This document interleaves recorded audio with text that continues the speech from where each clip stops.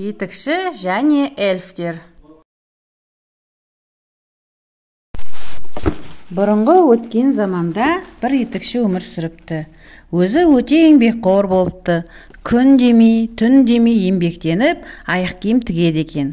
Күндердің күнінде жұмыссыз жүрмей, ол кедейленіп кетіпті. Тіпті аяқ киім тігу үшін алған бұлғарлар да таусыла бастапты. Етікші жан дүниесі таза адам болыпты. Қандай қиындық болса да мойымайтын. Бүгінде ол қапаланбай, бұлғарлардан қалған қораптың түбінде жатқан қалдықтардан кебіс тікпек болады. Қалдықтарды біріктіріп, өлшеп, пішіп, яғни кебісті құрақтардан құрап отырғанында кеш батады. Етікші қалған ертең тігермін деп шеберханасын жауып, үйіне кіреді де ұйықтауға жатады. Келесі күні етікші ұйқысынан ерте оянады. Күндегі әдетінше алдымен Құдайға сыйынып, содан соң таңғы асын ішеді. Енді кешегі пішіп дайындап қойған кебісін тігіп бітірейін деп шеберханасына келеді. Міне, ғажап! Аяқталмай қалған кебістер тігіліп дайын тұр екен. Етікші өз көзіне өзі сенер емес. Кебісті жөндемек болып айналдыра қарайды. Бірақ ешбір жерінен мін таба алмайды. Сөйтіп, таң тамаша болып отырған кезде шеберхананың жанынан бір кісі өтіп бара жатады. Оның көзі бірден кебіске түседі. Аяғына киіп, өлшеп көреді. Құйып қойғандай дәп-дәл. Кебісті қатты ұнатып, ақысын артығымен төлейді. Бұл ақшаға 2 кебіс тігетін бұлғары сатып алуға болатын еді.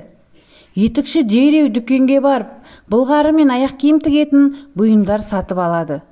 Кешке 2 кебіс тігуді жоспарлаған етікші бұлғарыны пішеді. Бірақ қатты шаршап тұрған ол тынығып алып, ертең тігейін деген оймен шеберханасын жауып, үйіне қайтады. Таңертең орнынан тұрып, жуынып, тамақтанып алған соң, кешегі даярлап қойған кебістерді тігейін деп жұмыс орнына оралса, олардың да тігіліп дайын тұрғанын көреді. Етікші еш нәрсеге түсінбеген қалпы аңтарылып тұрып қалады. Мына кебістер сатыла ма деген сұрақ қана оның ұйқысынан оятқандай болады. Бұл жолғы сатып алушы да ақшаны аямай береді. Төлеген ақшасына 4 пар аяқ киім тігетін жететін бұлғары сатып алуға болатын еді. Келесі күні де етікші шеберханасына кіріп, кешегі пішіліп аяқталмай қалған 4 пар кебісінің тігіліп дайын тұрғанын көреді. Бұл оқиға күнде қайталана береді.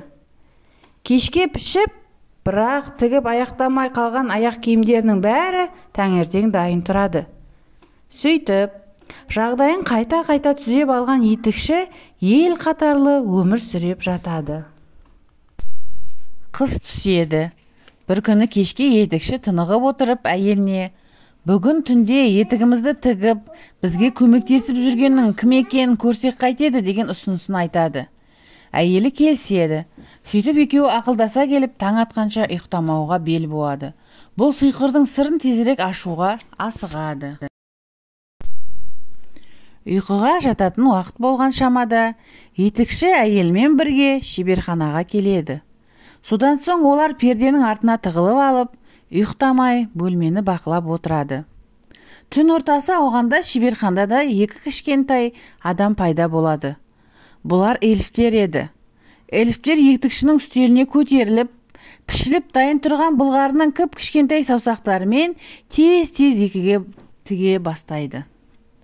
Етікші де, оның әйел де өз көздеріне өздері сене алатын емес. Эльфтер 2 жақтап пішілген аяқ киімдерді түгел тігіп болғанша, олар тырп етпей қадала қарап тұрады. Жұмысты бітірген соң эльфтер үстелден секіріп түсіп, көзден ғайып болады. Етікші мен әйелі перденің артынан шығып, эльфтер тігіп бітірген кебістерді келіп көреді. Тігістері түп-түзу, аса бір ұқыптылықпен жасалғаны көрініп тұр. Ешқандай мін таба алмайсың. Етікші мен әйелі қайран қалады. Эльфтерді сүйсіне естеріне алады. Келесі күні әйелі етікшіге, бұл кішкентай эльфтер бізге байлық әкелді. Оларға рахмет айтуымыз керек. Біз үшін әбігерленіп жүгіріп жүр. Аяқтары жалаң аяқ, тоңып жүрген шығар. Мен оларға үстеріне киетін киім, аяқтарына шұлық тігіп берейін, дейді. Етікші әйелімен қуана келіседі. Жоқшылықтан құтқарған осы эльфтер емес пе еді? Кіп-кішкентай эльфтердің екі үлкен адамға көрсеткен көмегін қалай ұмытарсың? Жақсылықты әрдайым жақсылықпен қайтару керек демекші. Екеуі келесі күні жатпай тұрмай ойларындағыдай базарлықтарын әзірлейді. Әйелі эльфтерге арнап шалбар, күртеше, бас киім тіксе, етікші екеуінің аяқтарына шақ қылып екі пар кебіс даярлайды. Етікші де, әйелі де еш аянып қалмай бар өнерлерін салады. Күні бойы әзірлеген сый-сияпаттары дайын болғанда, етікшінің әйелі: «Отағасы, біздің базарлығымыз кішкентай эльфтерінің көңілінен шықса екен тәйірі», дейді. Күйеуіне күлімсірей қарап: «Неге көңілдерінен шықпасын? Қара, бәрі қандай сүйкімді», деп етікші мәз болады. Осылай өз істеріне разы болған етікші мен әйелі енді эльфтердің келетін уақытын күтеді. Кеш батады, түн болады. Етікші мен әйелі даярлаған сый-сияпаттарын көтеріп шеберханаға кіреді. Әйелі қос-қостан тігілген шалбар, күртеше, көйлек, шолық және бас киімдердің үстелдің үстіне жаяды. Етікші болса өзі тіккен кішкентай ғана екі бар кебісті шетіне қояды. Содан соң ол үстелдің үстіндегі басқа заттарды алып тастайды. Ал келесі кебістерді тігуге арналған бұлғарларды тығып, өздері перденің артына жасырынып қалады. Уақыт аз өтті ме, көп өтті ме белгісіз. Әйтеуір бір кезде есік ашылып, шеберханаға сол баяғы екі эльф кіреді. Олар күнделікті әдеттерінше кебіс тікпек болыпты. Үстелге жақындайды. Қараса, үстел үстінде ешқандай былғары жоқ. Оның орнына шалбар, күртеше, көйлек, шұлық, кебіс және бас киімдердің жатқанын көреді. Екеуі алғашында таңданып тұрып қалады. Содан соң киімдерді біртіндеп алып киіп көре бастайды. Етікші мен әйелі жасаған сыйлықтар эльфтердің көңілінен шығады. Киімдерді киіп, риза болған олардың қуанышында шек болмайды. Әдемі киімдерді киіп көңілденген эльфтер енді би билеп ән айтады. «Сұрасаңыз эльфтерміз, эльфтерміз әдемі, енді бізге керек емес былғарының әлегі». Осылай әндетіп билеген күйі эльфтер далаға шығады.